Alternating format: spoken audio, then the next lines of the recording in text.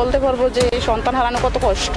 ছাত্রলীগের নেতা ছিল, এটা তার জবানবন্দিতে সে বলেছে। আমি গোলাম রাব্বানী সহ তার সাথে সরাসরি যোগাযোগ ছিল, তার অনেক ছবি আমরা পেয়েছি। এখন এই জন্য নাবিলার মাকে অনেক চাপ সৃষ্টি করছে। আমরা একটু দাঁড় করান না।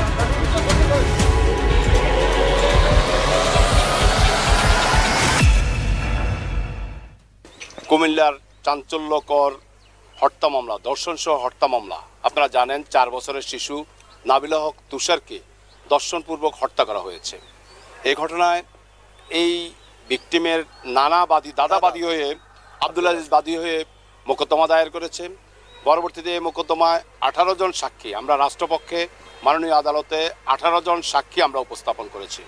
মাননীয় আদালত 18 জন সাক্ষীর বক্তব্য, যারা জবানবন্দি, সকল কিছু পর্যালোচনা করেছেন।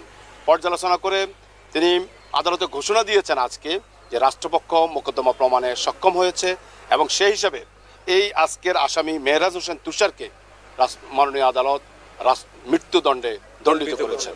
ছাত্রলীগের নেতা ছিল, এটা তার জবানবন্দিতে সে বলেছে আমি রাজনৈতিক দল করি এবং আওয়ামী লীগের সক্রিয় সদস্য। এইভাবে সে কোন পদে সক্রিয় সদস্য, রাজনৈতিক প্রভাবশালী ব্যক্তি যারা ছিলেন তাদের ছবি সে দেখাইছে। 4 বছরের মেয়ে নাবিলা খেলাধুলা করার জন্য অন্যান্য দিনের মতো ঘর থেকে যখন বেরিয়ে যায়, এই আসামি মেহরাজ হোসেন তুষার তাকে লজেন্সের প্রলোভন দেখিয়ে ছাদের উপর নিয়ে গেছে। ছাদের উপর নিয়ে তাকে তার ইচ্ছার বিরুদ্ধে ধর্ষণ করেছে। যখন সে চিৎকার করার জন্য চেষ্টা করেছিল তখন তার গলা চেপে ধরেছে। গলা চেপে ধরে তাকে হত্যা করার পর তার নিথর দেহ সিমেন্টের বস্তা দিয়ে ঢেকে রেখেছিল।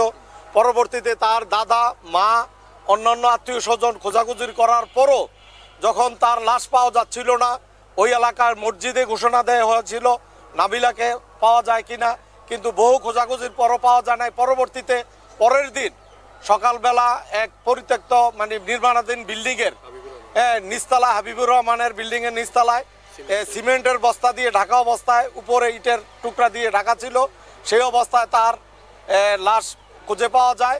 পরবর্তীতে এই যে নাবিলার দাদা আব্দুল আজিজ অজ্ঞাতনামা, যেহেতু কাউকে দেখে নাই, সেই হিসাবে অজ্ঞাতনামা আসামি উল্লেখ করে থানায় মামলা করে